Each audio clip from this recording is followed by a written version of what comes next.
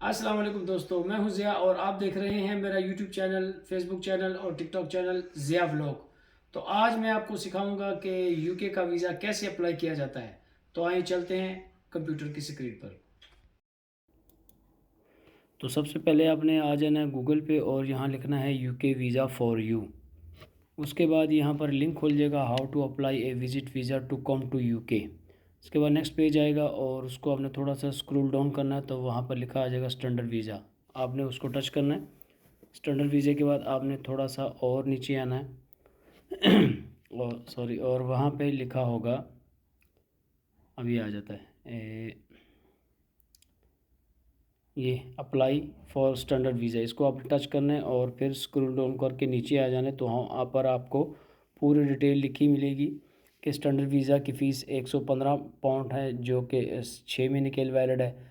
और इस तरह से स्टडी वीज़ा, स्टैंडर्ड वीज़ा और विजिटर वीज़ा और 2 साल का वीज़ा, 2 ईयर का मल्टीपल वीज़ा और 5 ईयर का मल्टीपल वीज़ा और फिर 10 ईयर का मल्टीपल वीज़ा भी नीचे लिखा हुआ है, जिसकी इन्होंने साथ में कीमत भी मेंशन की है, यानी आपको इस कीमत पे ये वीज़ा मिल जाएगा। तो इसी तरह आपने थोड़ा और स्क्रॉल डाउन करना है और अप्लाई नाउ कर देना है।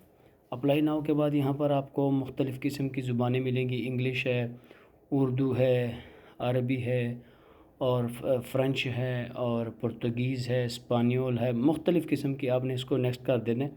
जो आपने ज़बान सेलेक्ट करनी है, मैं इंग्लिश सेलेक्ट कर लेता हूँ।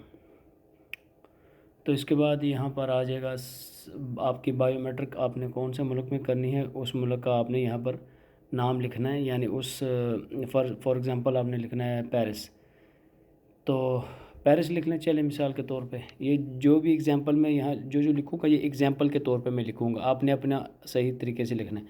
क्योंकि मैंने पेरिस सेलेक्ट किया था, तो पेरिस का जो कंट्री है फ्रांस है, वो मैंने फ्रांस लिख दिया। अभी इसको मैं नेक्स्ट कर दूँगा। इसके बाद ये आपसे पूछेगा, आपकी आइडेंटिफिकेशन के बारे में पूछेगा कि आपको उन्हें बायोमेट्रिक कहाँ देनी है। फिर आपने नेक्स्ट करना है और थोड़ा सा स्क्रॉल डाउन करके नीचे आ जाना है, स्टार्ट नाउ कर देना है। अब आपका प्रोसेस शुरू हो चुका है। तो स्टार्ट ए न्यू एप्लीकेशन है, और ये अगर आपके पास कोई पुरानी एप्लीकेशन आपने पहले कभी दी हुई थी, तो ये राइट हैंड पे लिखा हुआ है ओपन माय अदर एप्लीकेशन। तो आपके पास अगर है तो, नहीं तो इसी को आपने स्टार्ट कर देना है। अभी आपने यहाँ पर अपना ईमेल एड्रेस देना है और इसके बाद आपने अपना पासवर्ड देना है। आपका अकाउंट बन जाएगा इसमें। जब आपका अकाउंट बन जाएगा तो फिर आपने इसको खोल लेना है। तो इसके बाद आपने ये देखें ना, यहाँ पर लिखा हुआ है कि यही आपकी अकाउंट ईमेल है। आपने इसमें लिख देना है हाँ। अगर आपके पास कोई और है तो ठीक है, अगर नहीं है तो नो करके सेव करके कंटिन्यू कर देना है। ठीक है। तो कंटिन्यू के बाद आपके पास एक और पेज खुल जाएगा और उसमें भी आपसे ये आपका फ़ोन नंबर वगैरह मांगेंगे और लिखेंगे। ये मैं एग्जांपल लिख लेता हूँ, 1 2 3 4 5 6 8 9 लिख लेता हूँ। तो और ये पूछेंगे कि आपका ये नंबर जो है, ये आपका अपना नंबर है, इसको आप यूके में भी यूज़ करेंगे या for use world out of the UK, अगर आप यूके के बाहर हैं तब यूज़ करेंगे। तो आप यूके के लिए कर दें। तो मैंने तो मोबाइल फ़ोन भी लिख लेना कि हाँ, ये मेरा मोबाइल फ़ोन का नंबर है। तो आपने इसको कंटिन्यू कर देना है। इसके बाद आ जाएगा अदर टेलीफोन नंबर। अगर आपके पास कोई और टेलीफोन नंबर है तो ठीक है, यस कर दें, अगर नहीं है तो नो कर दें। मैं पहले से आपसे माज़रत चाहता हूँ कि मेरी इंग्लिश इतनी ठीक नहीं है, अगर किसी जगह मेरे अल्फाज आगे पीछे हो जाए तो उसके लिए माज़रत चाहता हूँ। तो उसके बाद ये नया पेज खुल गया और are you able to be contact to telephone. अगर आपके साथ हम टेलीफोन के ज़रिए बात करना चाहें तो बेहतर है, या एसएमएस कर दें या क्या करें। तो मैं कर देता हूँ यस और कंटिन्यू सेव कर देता हूँ। इसके बाद आपसे ये पूछेंगे योर नेम, तो आपने अपना नेम दे देना है इसमें। मैं मिसाल के तौर पे, एग्जांपल के तौर पे पेरिस लिख रहा हूँ। ठीक है। तो पेरिस लिखने के बाद आपका जो फैमिली नेम है वो भी कुछ भी लिख दें, चलो वो भी पेरिस लिख देता हूँ। ठीक है। कंटिन्यू करते हैं। योर अदर नेम, आपका अगर कोई दूसरा नेम है तो यस कर दें। अगले पेज में आपसे पूछ लेंगे कि क्या नेम है, वो बताएं हमें, और अगर नहीं है तो नो कर दें। उसके बाद आप ये पूछ रहे हैं कि your sexual and relation status, आप मर्द हैं या औरत हैं या फिर अनसेटिस्फाइड हैं, या आपको पता नहीं है कि मैं क्या हूँ। बहरहाल आपकी जो जिन्स होगी वो आपने लिख देना। मैंने मेल लिख दिया, तो आपने मेल लिख के उसके बाद आपने आ जाना है नीचे। यहाँ पर लिखा है what is your relation status. अगर आप शादीशुदा हैं तो आपने शादीशुदा लिखना है, और अगर आप गैर शादीशुदा हैं तो आपने गैर शादीशुदा लिख के इसको सेव एंड कंटिन्यू पे प्रेस कर देना है। और अगर कोई मसला है तो आपने रिटर्न बैक अपनी एप्लीकेशन पे जाके कुछ लिखना हो तो लिख सकते हैं। अब नेक्स्ट स्टेप में आपने अपना एड्रेस देना है। तो मैं अपना एड्रेस एक फ़र्ज़ी एड्रेस दे देता हूँ। हुई यहाँ फ्रांस में स्ट्रीट को बोलते हैं, हुई पेरिस। तो सिटी भी पेरिस कर देता हूँ, और प्रोविंस जो है वो मैं कर देता हूँ पेरिस ही लिख देता हूँ।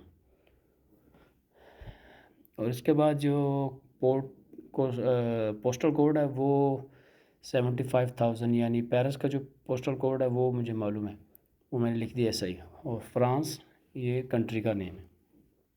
ये जो मैं लिख रहा हूँ ये फ़र्ज़ी लिख रहा हूँ, आपने इसी हिसाब से सही लिखना है। Is this address also your correspondent address, का ये आपका अपना एड्रेस है? अगर हाँ तो ठीक है, अगर नहीं है तो ये नीचे आपसे मज़ीद एड्रेस मांगेगा कि कहाँ का आपका सही एड्रेस है। आपने कंटिन्यू कर देना है इसको। अब इसके बाद अबाउट दिस प्रॉपर्टी, आप कितने अरसे से इस प्रॉपर्टी में रह रहे हैं। How long have you live at this address, तो आपने इसमें लिख देना है ईयर्स, यानी कितने साल। फ़र्ज़ करें 8 साल लिख लेता हूँ मैं। ये फिर लिखा हुआ है this is the owner of status of your home, आपका अपना है, आपका किराए का है या कुछ और है, किसी के साथ वैसे रहते हैं, तो आपने लिख देना है जो आपका होगा। तो मैंने रेंट लिख दिया। तो योर पासपोर्ट 1 2 3 4 5 6 इस तरह की मैं अपनी इसमें फ़र्ज़ी पासपोर्ट नंबर दे देता हूँ, और इशू अथॉरिटी में लिख लेता हूँ। मिसाल के तौर पे क्या लिखूँ, फ्रांस लिख लेता हूँ चले।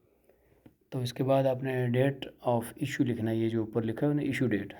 तो पहले आपने डेट लिखनी है डे, और डे के बाद आपने लिखना है मंथ, और मंथ के बाद आपने लिखना है ईयर, कौन से साल में आपको इशू हुआ था ये। तो मैं 2023 लिख लेता हूँ, 1/1/2023।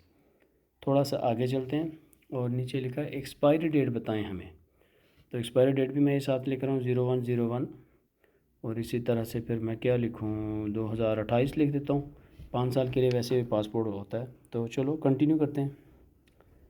इसके बाद आ जाएगा your identity card, have you valid national identity card. अगर आपके पास है तो हाँ कर दें, अगर पास नहीं है तो ना कर दें। और उसको सेव करने के बाद आपने आगे चले जाना है। तो वहाँ पर आपका लिखा होगा नेशनलिटी के बारे में आपसे पूछेंगे, आपके करंट नेशनलिटी कहाँ की है, और आप मतलब जो भी है। चले फ्रांस का भी मैं लिख लेता हूँ, फ्रांस। और उसके बाद आपसे पूछेंगे कि कंट्री बर्थ, तो वो भी मैं फ्रांस ही लिख लेता हूँ फ़र्ज़ी, फॉर एग्ज़ाम्पल के लिए फ्रांस, ठीक है। और उसके बाद आपसे पूछेंगे कि प्लेस ऑफ बर्थ, ये मैं लिख लेता हूँ पेरिस लिख लेता हूँ। चलिए जी, ये मैंने लिख दिया पेरिस। और इसके बाद आपसे पूछेंगे कि डेट ऑफ बर्थ क्या है आपकी। तो डेट ऑफ बर्थ भी मैं एक फ़र्ज़ी डेट ऑफ बर्थ लिख देता हूँ कुछ भी, फॉर एग्ज़ाम्पल 01/01 कर देता हूँ। और आज से 20 साल पीछे चले जाते हैं 23 साल। तो और नेक्स्ट करके आगे चलते हैं। तो आगे आ गया योर अदर नेशनलिटी, अगर आपके पास है तो आपने येस कर देनी है। फिर नेक्स्ट पेज में आपसे वो पूछेंगे कि किस मुल्क की है, और अगर नहीं है तो आपने सिर्फ नो कर देना है, और उसको सेव एंड कंटिन्यू कर देना है। तो इसी तरह से अब नेक्स्ट खुल जाएगा योर एम्प्लॉयमेंट स्टेटस, आप क्या काम करते हैं। What is your employment status, employment, self employed ऐसे लिख के आपने आगे भेज देने। इनमें से कुछ भी आप सिलेक्ट कर सकते हैं। मैंने एम्प्लॉयड सेलेक्ट कर दिया, तो आपने आगे कंटिन्यू कर देना है। योर एम्प्लॉयर, तो मैं लिख लेता हूँ किबाब, या फिर किबाब शॉप लिख लेता हूँ। और इसी तरह से फिर किबाब शॉप के बाद वो एड्रेस, वो जो पहले मैंने दिया था वही लिख लेता हूँ, एक फ़र्ज़ी एड्रेस है एग्ज़ाम्पल के लिए। एग्जांपल के लिए हुई पेरिस लिख लेता हूँ, और टाउन कौन सा है जी, किस शहर में है, तो वो भी मैं लिख लेता हूँ पेरिस। सिंपल है, क्योंकि अभी बार बार कुछ चीज़ें लिखेंगे तो उससे फिर भूल जाएगा। तो बेहतर ये कि एक ही चीज़ को मुसलसल चलाते रहें। तो प्रोविंस वो आपने अपना सूबा वो लिख देना है, और 75,000 पोस्टल कोड है। इसी तरह आपने कंट्री लिख लेना है। कंट्री क्या है जी, फ्रांस है। ये मोबाइल नंबर, उनका टेलीफोन नंबर लिख लेना है। और योर जॉब टाइटल, आप क्या काम करते हैं। मैं वहाँ पे पैकिंग करता हूँ, तो मैंने लिख दिया पैकिंग। तो यहाँ पर वो आपसे पूछेंगे कितने पैसे आप कमा लेते हैं, जीबी या फिर यूरो में लिख लेते हैं 2000 यूरो। तो फिर आपसे पूछेंगे डिस्क्राइब योर जॉब, आप क्या काम करते हैं, या मिसाल आपका जो जॉब है उसके बारे में हमें थोड़ी सी तफसील बताएं। तो आपकी जो जॉब होगी उसकी तफसील आपने वहाँ पर बता देनी है। आई एम पैकिंग मैन या आई एम पैकिंग मेकर, या जो भी आपने लिखना है तो वो आपने लिख देना है, और सेव एंड कंटिन्यू पे आगे चलना है। इसके बाद आ जाएगा your income and saving. Do you have other income और एनी सेविंग, अगर है तो उधर लिख दें अदर रेगुलर एडिशनल इनकम, और अगर नहीं है खाली सेविंग है तो खाली सेविंग लिख दें, या फिर लिख दें I don't have any other income और सेविंग, और नेक्स्ट पे चले जाएं। इसके बाद आपसे पूछेंगे about the cost of your visit, क्या ये जो कॉस्ट है आपका, ये कितना आप वहाँ पर स्पेंड करना चाहेंगे। तो अगर आपने जीबी में लिखना है, जीबी से मतलब इंडिया उधर का जो पाउंड है, और अगर यूरो में लिखना है तो यूरो लिख लें। 3000 फॉर एग्ज़ाम्पल मैं 3000 लिख लेता हूँ, आप 2000 लिख लें, 4000 लिख लें, 10,000 लिख लें, आप अपने हिसाब से। तो अबाउट योर फिनंशियल सिचुएशन अभी आपने लिखना है what is the total amount of money you spend each month, तो आप कितने पैसे आप यूज़ करते हैं हर महीने, आपकी जो अखराजात हैं वो कितने हैं, तो वो मैं लिख लेता हूँ 1000, और आगे चलते हैं। सेव करने के बाद आपने आगे चलना है, और ये आप पे डिपेंड करता है कि आप कितना अपना ख़र्चा करते हैं, वो आपने लिखना है, ठीक है। तो पेइंग फॉर विजिट, इसका मतलब है कि will any one be paying toward this the cost of your visit, क्या कोई और है वहाँ पे जो आपका ख़राजात बर्दाश्त करेगा, हाँ या ना में आपने जवाब देना। अगर हाँ है तो ठीक है, अगर ना है तो भी ठीक है। योर प्लान ट्रैवल इंफॉर्मेशन, आप किस तारीख को, date you plan to arrive in the UK, यानी किस तारीख को आप वहाँ पर पहुँचेंगे। तो मैं लिख लेता हूँ 30 तारीख लिख लेता हूँ, या कुछ आगे पीछे कर लेता हूँ, कोई मसला नहीं है। 31 तारीख, 31/12/2023, यानी न्यू ईयर की नाइट पे मैं वहाँ जाना चाहता हूँ, तो वो मैंने लिख दिया। वापस कब आना चाहता हूँ, 5 जनवरी 2024 को। नेक्स्ट पे चलते हैं, और ये इस किस्म का आपके सामने पेज आ जाएगा। अभी लिखा हुआ है स्पोकन लैंग्वेज प्रेफर इंग्लिश या फिर अदर, जाहिर बात है अगर इंग्लिश तो फिर इंग्लिश है, अगर कोई और लैंग्वेज है तो वो आप लिख लें, और continue. Main reason for your visit, क्या वजह है कि आप वहाँ जाना चाहते हैं। तो आपने टूरिज़म लिख लेना है, मैं टूरिज़म के लिए जा रहा हूँ, टूरिस्ट यानी जिसे कहते हैं सैर सपाटे के लिए, तो आपने ये लिख लेना है। वरना आगे काफ़ी सारे ऑप्शन और भी हैं, एकेडमिक विज़िट के लिए है, और ट्रांजिट थ्रो द यूके है, बिज़नेस के लिए है, तो मैरिज के लिए मैं जा रहा हूँ, मैंने शादी की हुई है, या प्राइवेट मेडिकल चेकअप के लिए जा रहा हूँ, या शॉर्ट टर्म स्टडी वीज़े पर जा रहा हूँ, और मैंने तो टूरिस्टम और ये सेव कर दिया। तो main reason of your holiday visit, what is the main reason for your holiday visit to the UK, तो टूरिस्ट है, जाहिर बात है। अच्छा, फिर लिखा हुआ है योर एक्टिविटी, अब यहाँ पर आपने अपनी एक्टिविटी लिखनी है कि आप क्या काम करते हो, और क्या मतलब करना क्या चाहते हो, तो यह क्या चीज़ हो आप। तो मैं क्योंकि यूट्यूबर हूँ तो मैंने यहाँ पर लिख दिया यूट्यूबर। आपकी जो बायो है, आप जो करते हो वो आपने यहाँ पर लिख के, और मतलब वगैरह वगैरह जो भी है, और कंटिन्यू कर देना। यानी अपने ख़यालात बताने हैं कि मैं क्या काम करता हूँ और क्या हूँ और क्या करना चाहता हूँ, इस किस्म का अपना एक स्टेटस बताना है उनको। तो इस तरह people financial depending on you, तो ये पूछ रहा है कि अगर आपके पास आपकी बीवी है, बच्चे हैं, माँ बाप हैं, और यहाँ फिर अंडर 18 चिल्ड्रन हैं जो 18 साल से कम हैं सॉरी। और यहाँ फिर ये बाकी सारी चीज़ें लिखी हुई हैं। चाइल्ड ओवर 18 वो live with you at home, अगर आपके घर में 18 साल से ऊपर रह रहा है उसका भी बताएं। और उसके बाद जो children look after all the time, किसने इसकी आफ्टर लुक करनी है आपके बाद, अगर हैं तो यस कर दें, अगर नहीं हैं तो नो कर दें। तो इसी तरीके से आपने सारी भरनी है, जो है वो ही करना है, क्योंकि अगर आप गलत इन्फॉर्मेशन देंगे तो पकड़े जाएंगे, 1 सेकंड से पहले आपको उनको पकड़ के बाहर कर देंगे। तो detail of your first parent, अपने अपने माँ बाप का नाम देना। तो यहाँ पर माँ बाप का नाम क्या दिया जाए, चलें पेरिस से शुरू किया तो इसमें भी पेरिस ही लिखते हैं। तो ये जी अम्मा जी का पूछ रहे हैं तो पेरिस जी लिख देते हैं, ठीक है। और इसी तरह से फैमिली नेम जो है वो भी पेरिस ही कर देते हैं, यानी ये चले मैंने फ़ादर का कर दिया और दोनों में से आप मतलब एक सिलेक्ट कर सकते हैं। फर्स्ट आपने जो सिलेक्ट करना है उसको लिखें और चलें। फिर उन्होंने डेट पूछी है कि जी आपके माँ बाप जो हैं उनकी डेट बताएं, तो मैंने लिख दिया 01/01/2000। हालांकि ये है नहीं, क्योंकि मैं तो स्टार्टिंग में आपको बता दिया कि एक एग्ज़ाम्पल बता रहा हूँ। और कंट्री आपने सेलेक्ट करनी ली है तो मैंने फ़्रांस सेलेक्ट कर लिया है। इसी तरह से वो पूछ रहे हैं कि सेम नेशनलिटी है, अगर है तो ठीक है और अगर नहीं है तो भी ठीक है, दोनों में से एक को सिलेक्ट करना है और कंटिन्यू करते हैं। Give detail about another parent, यानी पहले जो था वो आपकी अम्मी थी या अबू थे, अभी आपने दूसरे पेरेंट का, यानी पहले मैंने अपने अबू का दिया, अब मैं अपनी अम्मा जी का देता हूँ। तो यहाँ पर पेरिस मैंने वो भी लिख दिया, ठीक है, अम्मा जी का भी लिख दिया मैंने पेरिस जी अच्छा जी। तो इसी तरह इनका जो फैमिली नेम है वो भी लिख देते हैं, सेम लिख देते हैं, और डेट ऑफ बर्थ भी लिख देते हैं ताकि ये कहानी थोड़ी आगे चले। 01/01/2000 लिख देता हूँ। और इसी तरह जो करंट नेशनलिटी है वो मैंने लिख दी है फ्रांस, और अगर उनके पास कोई और नेशनलिटी है तो यस कर दें, और अगर नहीं है तो नो कर दें।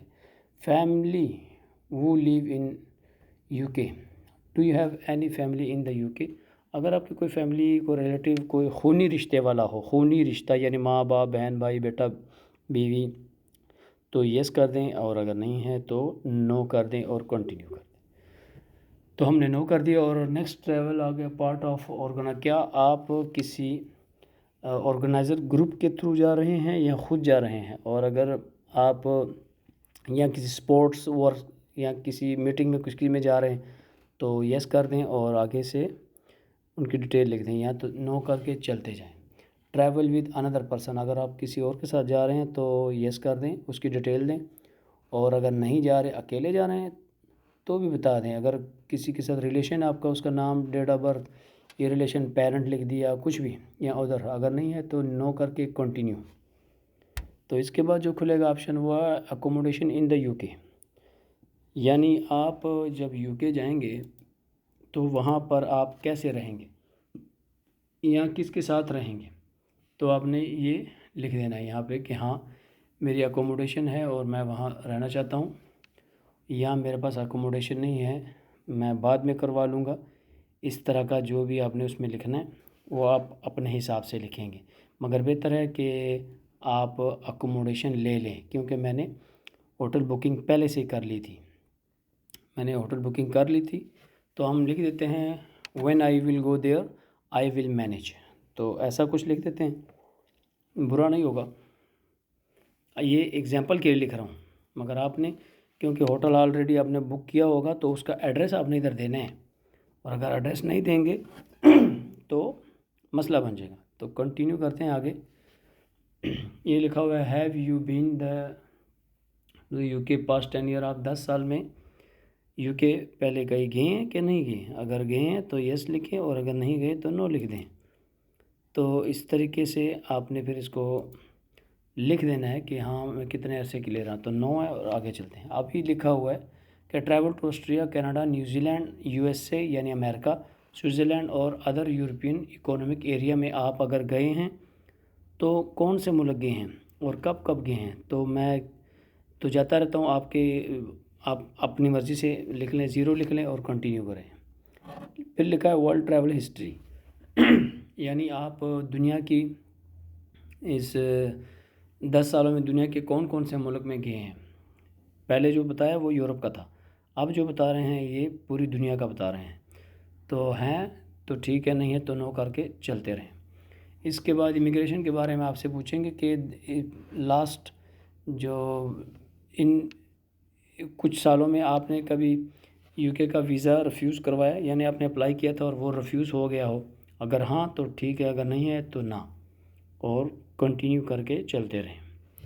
इसी तरह नेक्स्ट पेज में लिखा हुआ है breach of UK immigration law. क्या आप वहाँ कभी इनलीगल गए थे, या वहाँ के जो इमिग्रेशन लॉ है उसको आपने फॉलो किया था, या आपने असाइलम किया था, या कुछ और जो भी है, ये आपने उसमें बताना है कि हाँ या ना। अगर यस है तो यस है, अगले पेज में आपसे डिटेल मांगेंगे, और अगर नो है तो नो लिख के कंटिन्यू कर दें ताकि आपके लिए अगला पेज खुले। तो इसमें लिखा है कॉन्विकेशन एंड अदर पेनल्टीज़। क्या आप किसी क्रिमिनल रिकॉर्ड में वहाँ पर किसी, यानी कोई क्रिमिनल एक्टिविटी तो आपने की नहीं वहाँ पे, तो अगर की है तो ठीक है, वो भी लिख दें, क्या वजह हुई थी, क्यों हुई, और अगर है तो, अगर नहीं है तो नो लिख दें, no I have never had any of these, और कंटिन्यू कर दें।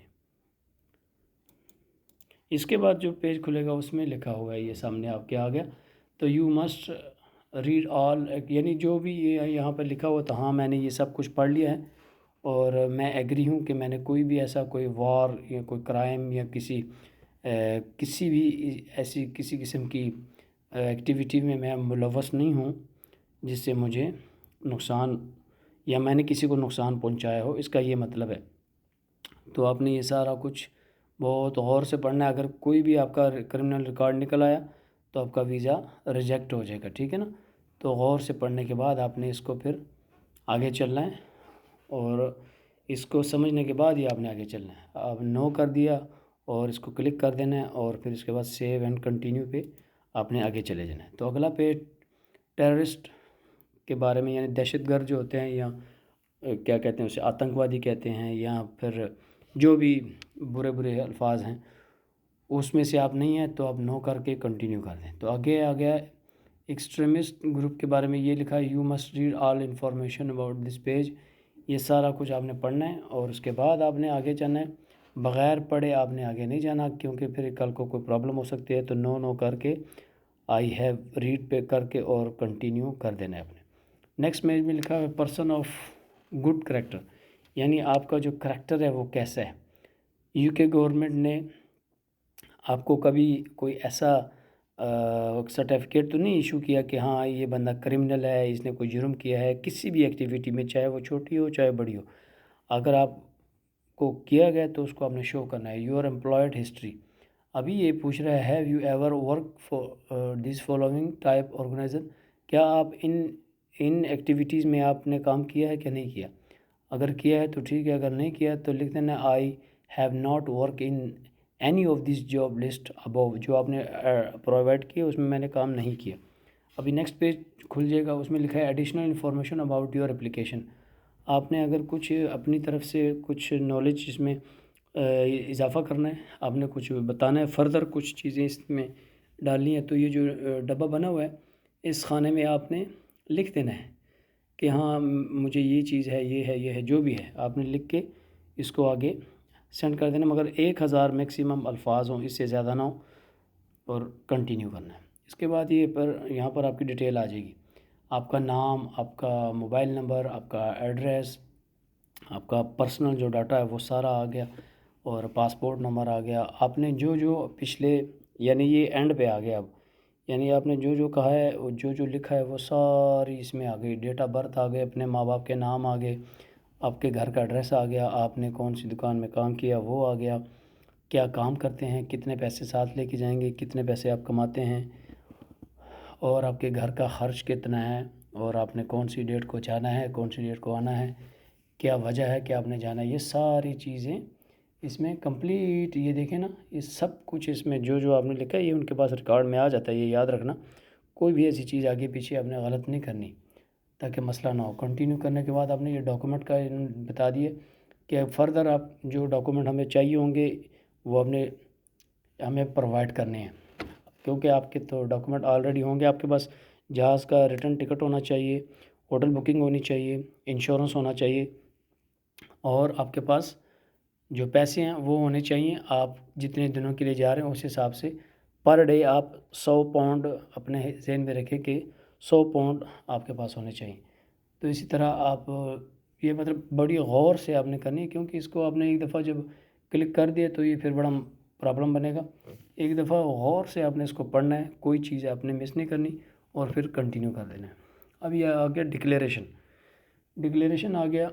अब ये चौथे नंबर पे हम आ गए। डिक्लेरेशन में भी यही चीज़ें लिखी हैं, और ये देखें ये लिखा है कि I am the applicant age 18 over यानी मैं 18 साल से और यहाँ पर 18 साल से ऊपर हूँ। और ये जो फ़ाइल में लिख रहा हूँ ये किसी और के बिहाफ पे लिख रहा हूँ या ख़ुद ही लिख रहा हूँ, यानी ये दरख्वास्त कर रहा हूँ। मेरा मतलब कहने का ये लिख के आपने कंटिन्यू करके अगले पेज पे चले जाना है। तो अगले पेज में जब आप जाएंगे वहाँ भी ये सारे डिक्लेरेशन का आपसे पूछेंगे, बल्कि दिखाएंगे आपको कि ये बातें आपने की, और इसको पढ़ने के बाद आपने कंटिन्यू कर देना। तो अभी आपके पास आ जाएगा वीज़ा ऑप्शन। 6 महीने वाला वीज़ा लेना है, 2 साल वाला लेना है, 5 साल वाला लेना है, या फिर 10 साल वाला लेना है, और इसको आपने सेव कर देना है। मैंने 6 महीने वाले पे कर दिए। तो यहाँ पर आपको चूज़ सर्विस पे आ जाएगा। ये वीज़ा है। लोग कहते हैं पता नहीं कितनी फ़ीस है, 10 लाख दे दो, 20 लाख दे दो। ऐसा नहीं है, 138 यूरो इसकी फ़ीस है। अगर आपने बैक जाना है तो आप बैक जाके 2 साल का मतलब या 5 साल का कुछ भी आपने जो सेलेक्ट करना है। ये सामने आपको नज़र आ रहा होगा, ये 138 यूरो इसकी जो फ़ीस है ये, और ये 15 दिन में आपको वीज़ा देंगे। ठीक है, मतलब या देंगे या नहीं देंगे, 15 दिन की वर्किंग डेज़ है, और अगर इससे ज़्यादा होगा तो वो आपको अपॉइंटमेंट दे देंगे। यानी लिखा हुआ है ना ये, within 15 working days after attending this their biometric appointment.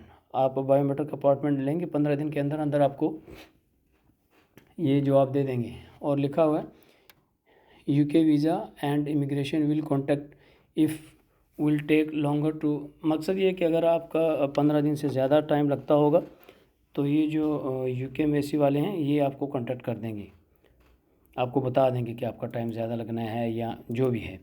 ठीक है ना, इस तरह भी ये सामने आ जाएगा आपका पैसों के बारे में, कि आपने जो पैसे पे करने हैं वो कैसे करने हैं। और ये before continue you should only move to the next page if you have checked your answer and you are ready to submit your application. Once you select continue toward pay, you will not be able to return and edit your application. अगर आपने एक दफ़ा इसको okay कर दिया तो आप वापस नहीं जा सकते पैसे पे करने के बाद। तो नेक्स्ट पेज में आपको फिंगरों के लिए डेट मिल जाएगी, और अगर मुझे वीज़ा मिल गया तो मैं उसकी भी वीडियो बनाकर अपलोड कर दूंगा। तो मेरे चैनल को लाइक, सब्सक्राइब और दोस्तों के साथ शेयर कर दें। मिलते हैं एक और अच्छी सी वीडियो में, तब तक के लिए खुदा हाफिज़।